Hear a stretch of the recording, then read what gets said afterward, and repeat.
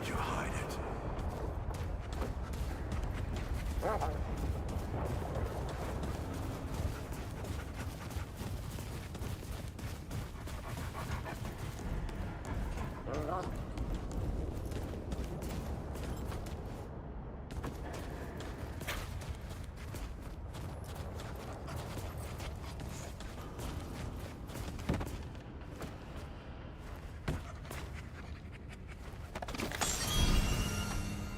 That red thing, we call it a dragon heart. Ha, don't ask why. Take it with you. You might need it.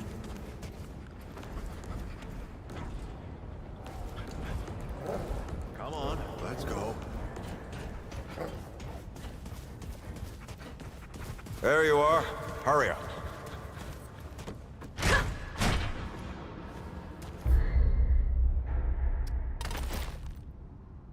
Hey, take a look at that matchbook you found. I got a hunch. Let's get this door unlocked. Can't stand around all day.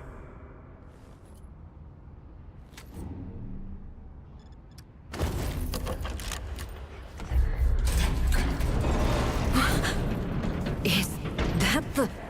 The World Stone. Yes. Or part of it, anyway. Every shard's as useful as the whole. We shut it down after Harsgard died. Like I told Ellen at the time. The damn thing's more dangerous than useful. Huh. Of course not. Never mind. Now, let's see if that worked. Work to do what, exactly?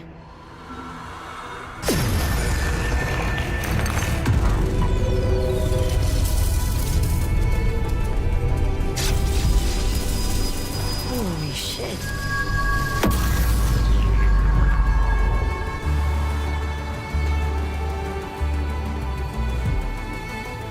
So many years.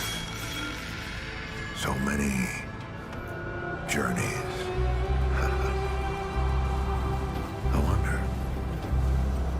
I wonder if the Andrew Ford who first touched this crystal, did he ever come back? Go back. Tell Bo to bury this place. Not just lock it away, but get some explosives and bury it in a tomb of concrete. More dangerous than useful, traveler. Remember that. Ford? Ford? Ford! Oh, man. Bo is gonna be pissed.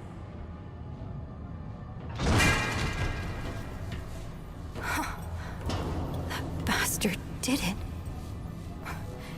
He actually woke it up. Clementine? Hey. Did he tell you how to use it? Do I even want to? System failure is imminent. The core has been compromised. The utility is required. Commencing acquisition. Help! Clementine! Don't let go! Stop slipping! Don't let it take me!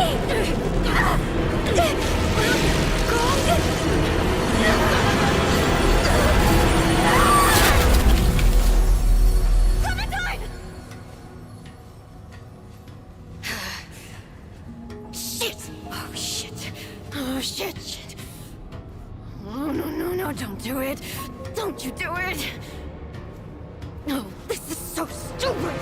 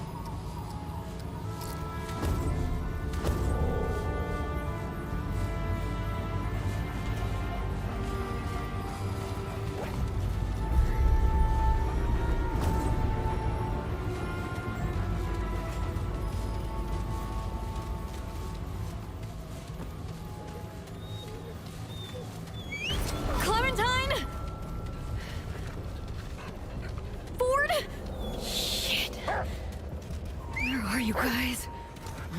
This is all insane! Both the Crystal and Ford!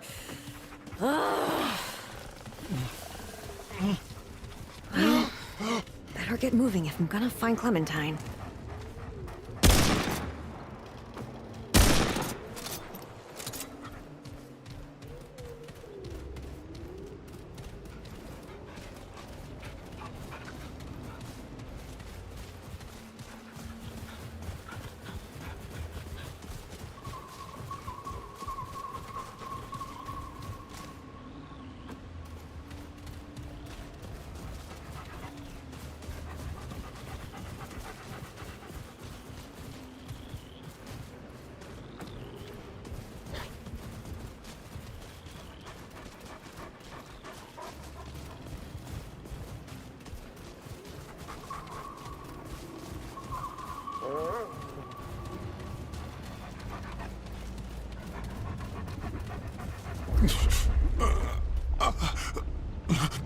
Soldat! Those foreign to the pound have not been seen upon Yesha for long. The past one takes me. Or is it now simply part of what I am? It has been so long. The difference hardly matters. But the Paxultak, how comes it here, to Yesha? The Red Crystal. I have seen them in my restless slumber. The pestilence think of them often, especially the stones of the Paxultak's earth. I am Bedel of the Vaunt. When this world was young, the pan did service to the green and growing things. Now, the pan betrays the world. And the world, the wolf, betrays the pan.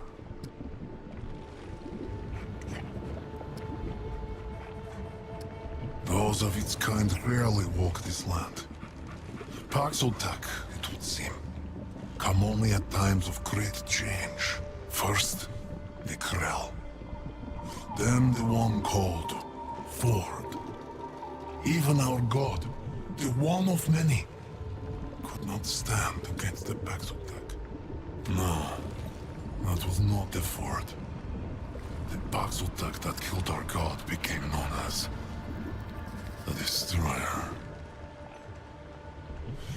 The Paxultak Ford became known as the Empress's Bane.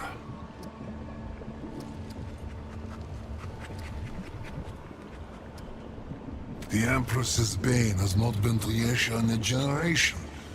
Not since another came to free it. Change, as I said. Yet in the same generation, I have been trapped here. Eyes open to the foul pestilence, yet blind to the present. Who can say what has transpired in that time? Alas, I know little else. Yet there is much to be known. Yesha shrouds many secrets within her embrace. The Ravager, plague of the pan and defiler of the dough. The wolf hunts all, yet is itself unhunted. To the shame of all pan. Once part of the balance, the immortal Ravager has cast aside this world and pledged fealty to the pestilence that would destroy all worlds. And the Red Dough, that which held the Ravager in check for long and long, has not been seen in an age. If it seeks to save its own life and world, the Paxultak must hunt the Ravager.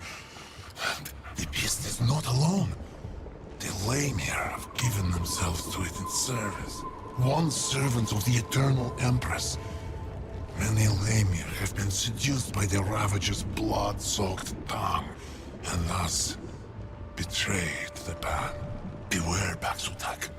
They will fight until the beast's final breath. More than it can imagine, Paxultak. Ask its questions. I offer what truth I have.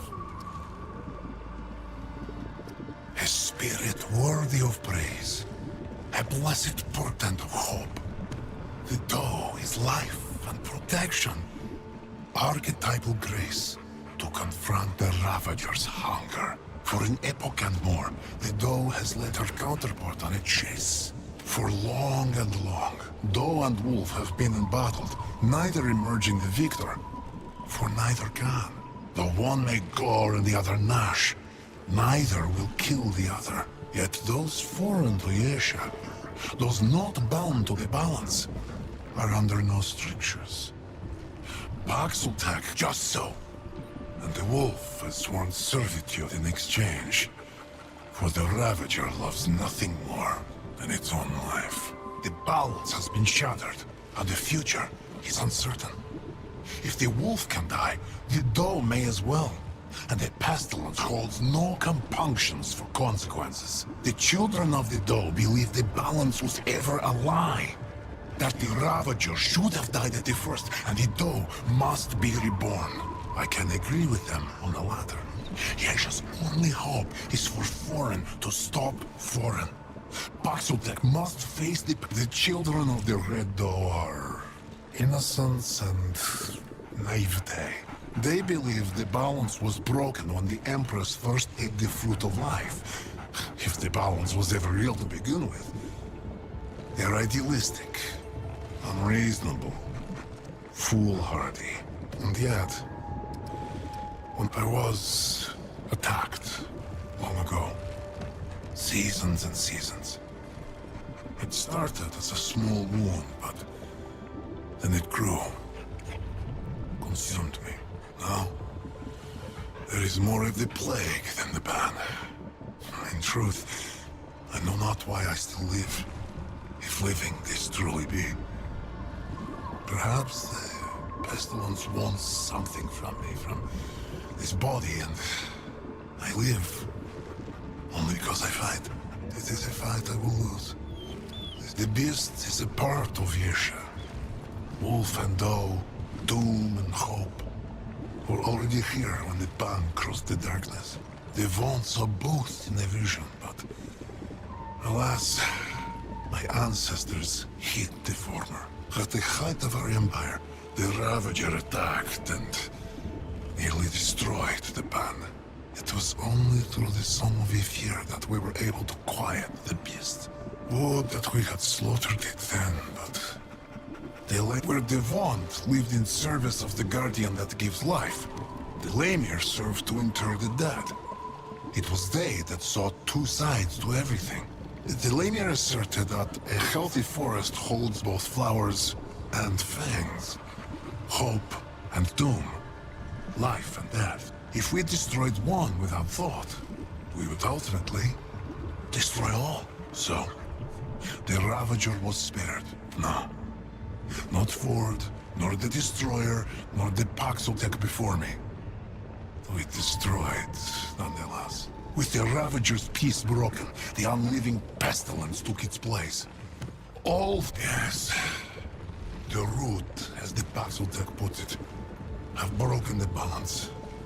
It is their purpose, for they are the end of balance. The end of all things. Now, to save itself, the Ravager serves the pestilence as faithfully as the Lemire served the wolf. The balance is undone. Only the death of the Ravager and the restoration trade? Perhaps.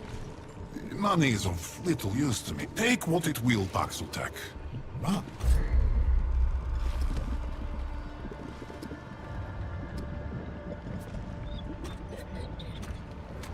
may that serve it well, and may its gift lift the ground beneath the Red Doe's feet.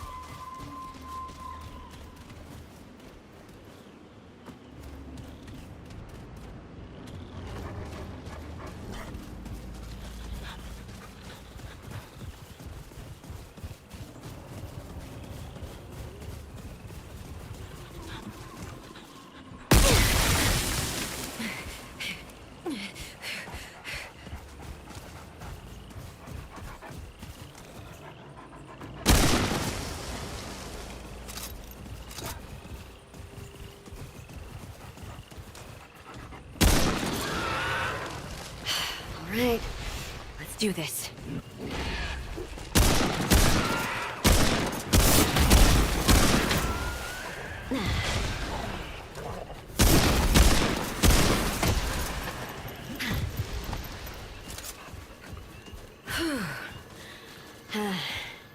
Glad that's over.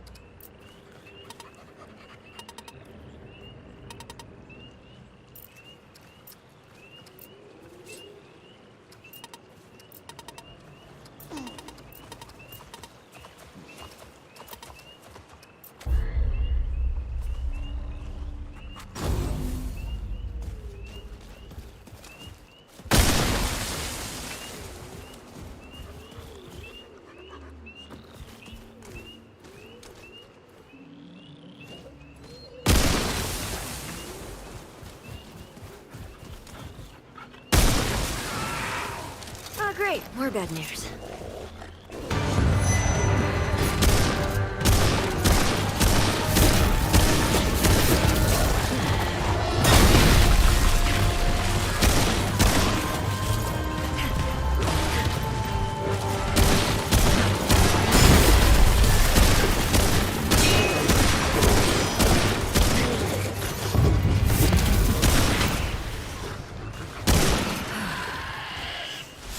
Yeah, that was rough.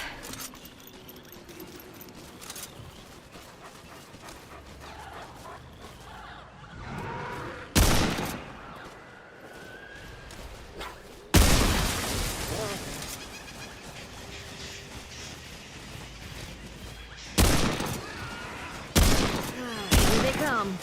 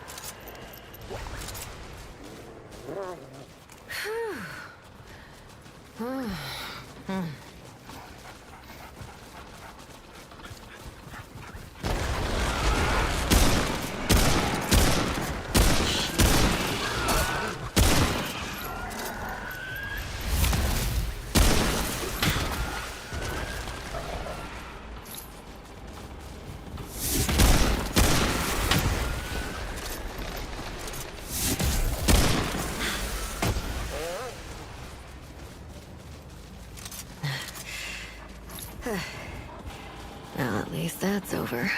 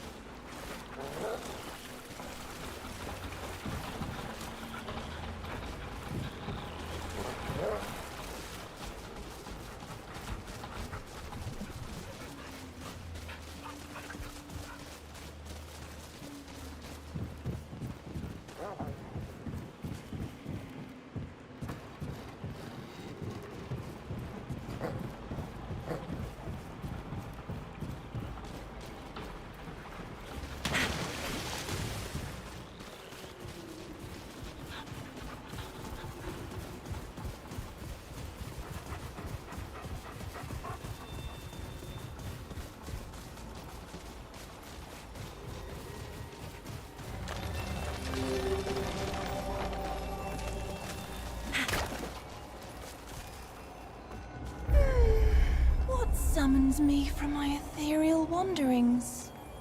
New Czar. What kind of beast is this? Paxel tech. I can share my wanderings with you.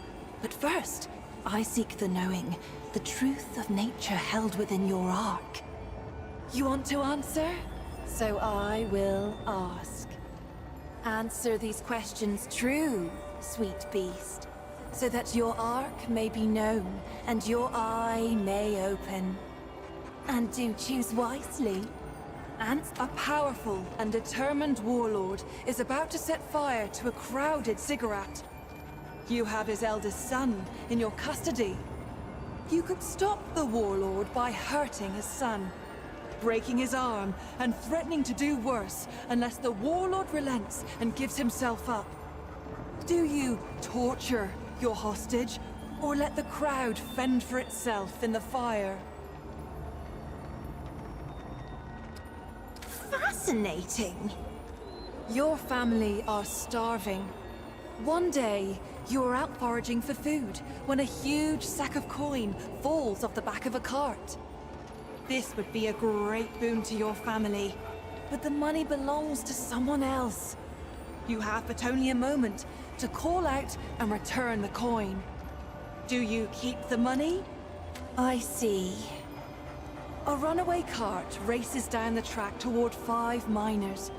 You and a stranger are on a footbridge above, witnessing this. The stranger, who happens to be very large, leans over the rail to get a better look. You could save the lives of the 5 miners by shoving him onto the track below, stopping the cart with his bulk. Do you push the stranger, or risk the death of the 5 miners? I see your wheels turning, sweet beast. You are a key witness in the trial of a thief. The thief stole money from a market, but then donated all of the stolen coin to a neglected orphanage. Telling the truth, even the whole truth, will end with the thief in jail and the stolen coin returned to its proper owners. Do you report the thief, or allow the poor orphans to keep the coin? Oh, what fun this is! A powerful god conscripts you into their service and offers you a choice. You may rule the underworld and never return to the living, or you may serve at the god's pleasure in the mortal realm. Serve above, or rule below. What say you? Fascinating. You have chosen your path, sweet beast. Your heart is true. May the power of the doe's eye free you from your incarnate shackles.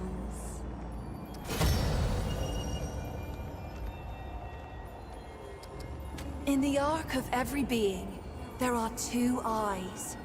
We may see out of either, but most favor one over the other. The Ravager's eye is dynamic, driven, and endlessly hungry. Yet for all its power, its vision is clouded. The eye of the Ravager rarely sees beyond its own satiation. Like an animal chasing its tail, it knows no rest. The doe's eye sees only what is before it. The gift of the doe is subtle, easily missed. It is a most mysterious presence inside oneself, conferring power without force, just as the doe itself cannot be sought, nor tracked, nor hunted. By answering true, sweet beast, you give me a wink, and now the gifts of your dominant eye will be open to you. Would you care to hear it? I will tell you of Ramaril, the servant child of the Vaunt. I found Ramaril as a babe, large and angry as only a hungry babe can be. Nothing became of him, as it happened. He grew from a great, crying babe to a great, quiet Pan. He served without word or complaint. None knew his name, for though one might thank the creator of a meal or a washroom, who even considers the child who merely cleans up after? When the Krell came, they laid siege to the temple. None could escape nor call for help. All were doomed. The doe's eye opened in Ramaril that day. He was no fighter and had no training of any kind. But he lifted the largest shield he could find and told the others to run once he'd made away. He drove dozens of Krell over a cliff, and himself with them. Later, his masters came to me seeking to know more of this boy who had saved them, whom I had laid at their doorstep. I told them many stories. One might even consider them true. Is there anything else? Knowledge of me? Of our wonderful world?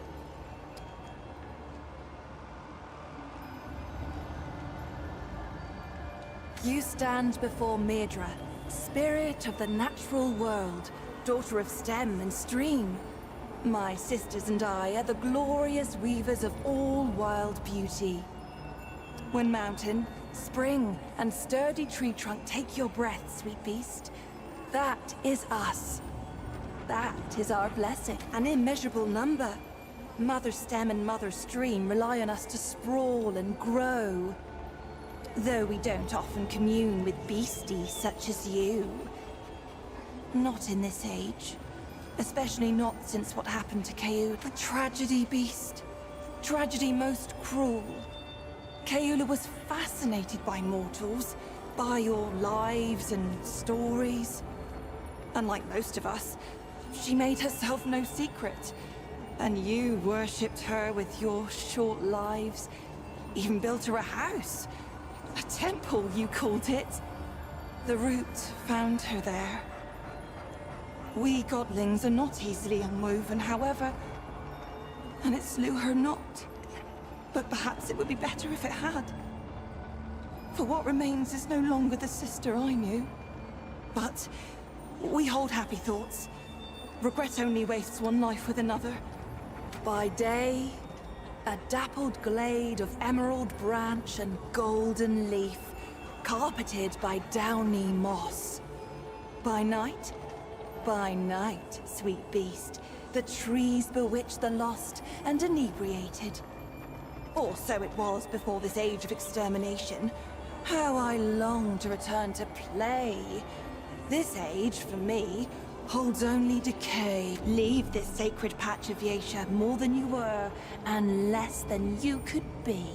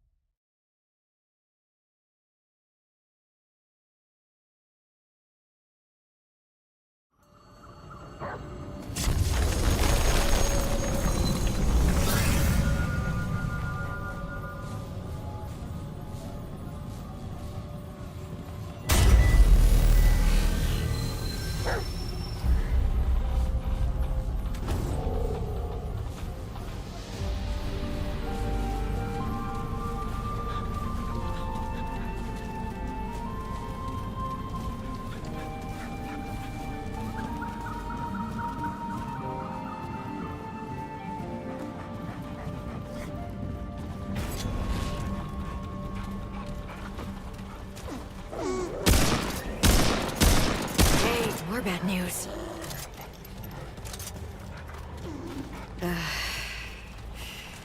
That's it. For now.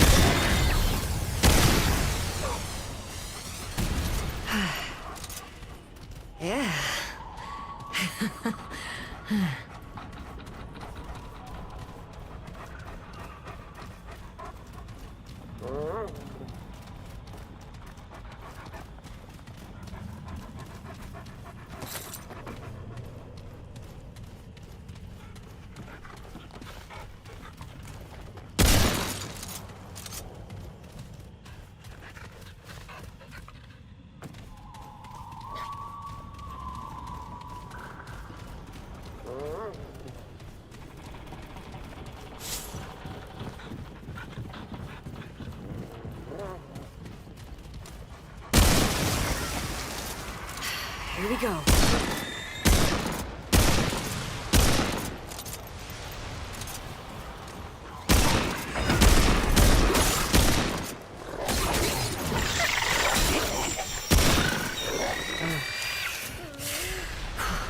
Glad that's over.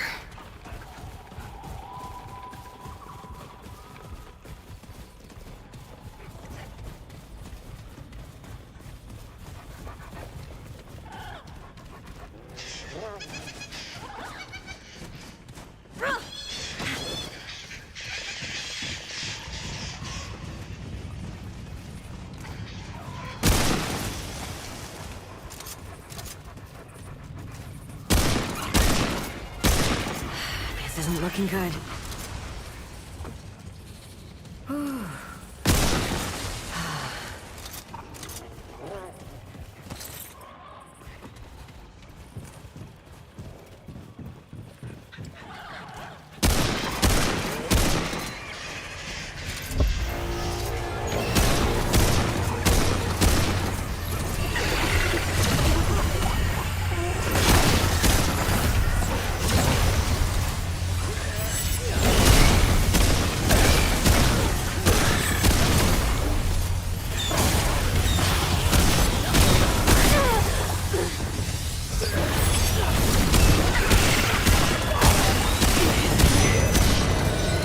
Here they come.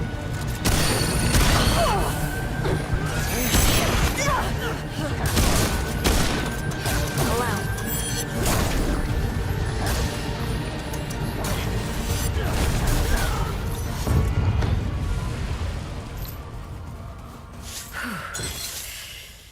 Glad that's over.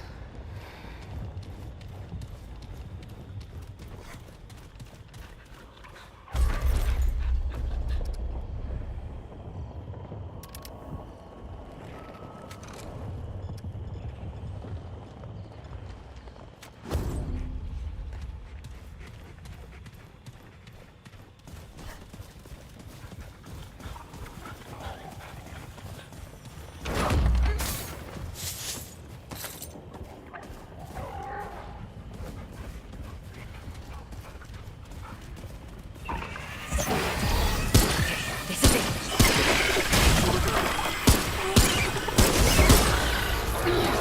Damn it.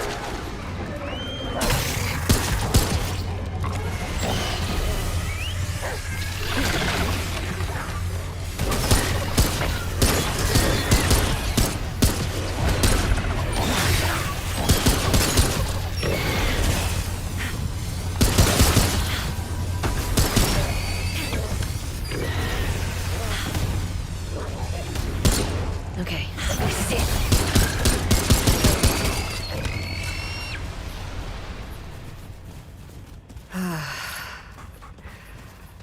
Holy hell.